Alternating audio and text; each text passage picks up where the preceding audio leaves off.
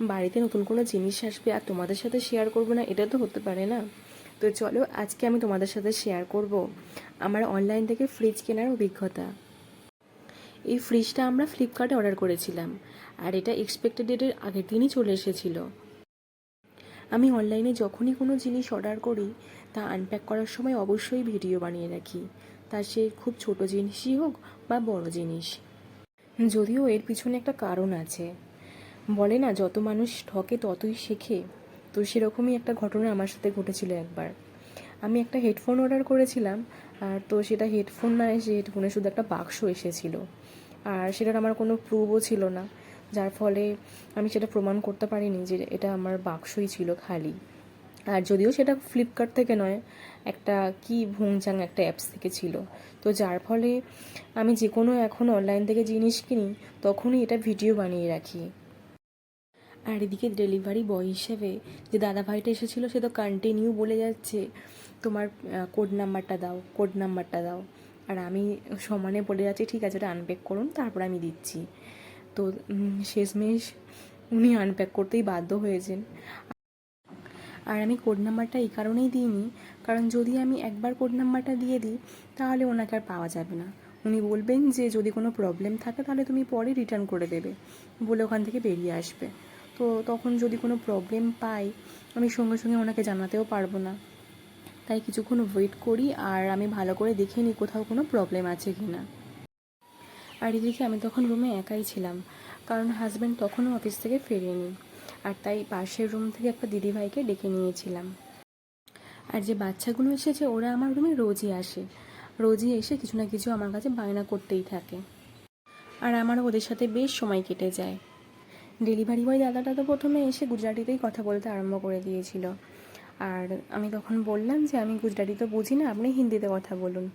তো তারপর উনি হিন্দিতেই কথা বললেন, আর আমরা সেদিকে চেক করে নিলাম কোনো প্রবলেম আছে কি না।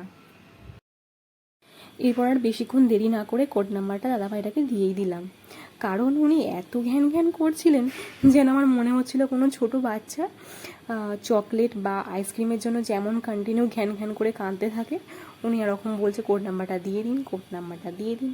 তো তারপর আর দেরি না করে ওনাকে আমি কোড নাম্বারটা দিয়ে দিলাম। আর উনিও যেন হাঁপ ছেড়ে বাঁচলেন। কোনো বাচ্চা যখন অনেক কান্নাকাটির পর আইসক্রিম বা চকলেট পেয়ে যায় তখন সেটার আনন্দে লাফাতে লাফাতে দৌড় দেয়, আর উনিও ঠিক তাই। কোড নাম্বারটা নেওয়ার পর কোনো দিকে না তাকিয়ে ওটাকে নিয়েই দৌড় দিয়ে চলে গেল। এখন সবাই চলে গেছে, আর তাই ভাবলাম এখন তোমাদের সাথে আমি ভিডিওটা ভালোভাবে একটু শেয়ার করে নিই। এর আগে তো ভিডিওটা ভালোভাবে শেয়ার করতে পারলাম না, কারণ তখন আমি ফ্রিজের সমস্ত পার্টস ঠিকঠাক আছে কি না ওটা দেখার জন্যই বিজি ছিলাম।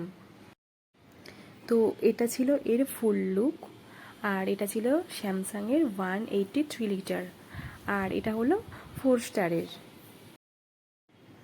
আর এর ভিতরে এই অংশগুলো নর্মালি যেমন থাকে আর কি, চিলি অ্যান্ড লেমন র্যাক ফার্স্টে, তারপর এগ র্যাক, দেন ওয়াটার বটল র্যাক। আর এখানে আছে ইনস্ট্রাকশন, তো এটা আমি তোমাদেরকে পরে বলছি, আগে পুরো ভিতরের লুকটা আমি তোমাদের দেখিয়ে নিই। দেন নিচে এখানে রয়েছে fruits and vegetables rack, and এগুলো এই যে র্যাকগুলো রয়েছে সমস্ত কিছুই গ্লাসের রয়েছে। এগুলো একটা ছোট ফ্যামিলির জন্য এই ফ্রিজটা পুরো পারফেক্ট বলা যেতে পারে। আর এর রেঞ্জ ছিল ফ্লিপকার্টে 16,390 টাকা, বাট প্লাস মেম্বারশিপ থাকার জন্য এর রেট পড়েছে 15,700 টাকা। আর এই আইস কিউবটা এখানে একটাই ছিল। তো আর নিচে এখানে রয়েছে তো চকলেট রাখার র্যাক রয়েছে। তোমাদের একটা কথা আমি এখানে বলি, অ্যাকচুয়ালি আমি ভিডিওটা স্টার্ট করেছিলাম ফার্স্ট থেকে শুধুমাত্র আনপ্যাক প্রুফ রাখার উদ্দেশ্যে, আর কোনো রকম কোনো কিছুর জন্য নয়। বাট পরে ভাবলাম তোমাদের সাথে একটা জিনিস অবশ্যই শেয়ার করা দরকার, সেটা হলো আমার সাথে যেটা ফার্স্ট ঘটেছিল তোমাদেরকে আমি প্রথমেই বললাম। তো আমি হেডফোন অর্ডার করেছিলাম, আমার কাছে শুধু একটা খালি বাক্স এসেছিলো। তো আমি চাই না সেরকম কোনো কিছু আর কারোর সাথে ঘটুক, তাই আমি তোমাদেরকে একটা সতর্ক বাণী দিয়ে রাখছি, যখনই কোনো কিছু অনলাইন থেকে অর্ডার করে সেটা আনপ্যাক করার আগেই অবশ্যই ভিডিও বানিয়ে রাখো, নিজের কাছে একটা প্রুফ রাখো। তো এর ফলে কি হবে, তোমাদের আর কোনো প্রবলেম হবে না। যদি তার মধ্যে কোনো রকম প্রবলেম পাও তাহলে তুমি সেটা ক্লেম করতে পারবে। আর এখানে ফ্রিজের নিচের দিকে যে ড্রয়ার মতো বক্সটা রয়েছে ওখানে আলু বা পেঁয়াজ এই ধরনের সবজিগুলো রাখা যাবে। আর এখানে ইনস্ট্রাকশান হিসেবে রয়েছে বেসিক কিছু জিনিস, যেমন ফ্রিজের কভার হিসেবে প্লাস্টিক জাতীয় জিনিস ইউজ করা ঠিক না, আবার ফ্রুটস বা ভেজিটেবলস এই সমস্ত প্লাস্টিক কভারের মধ্যে বেঁধে রাখাও ঠিক না। তো এরকম কিছু নর্মাল জিনিস এখানে দিয়ে রাখা রয়েছে। আর এর সাথে আছে একটা চাবি, এই চাবিটা এখানে লাগিয়ে তুমি আনলক কিংবা লক করে নিতে পারো।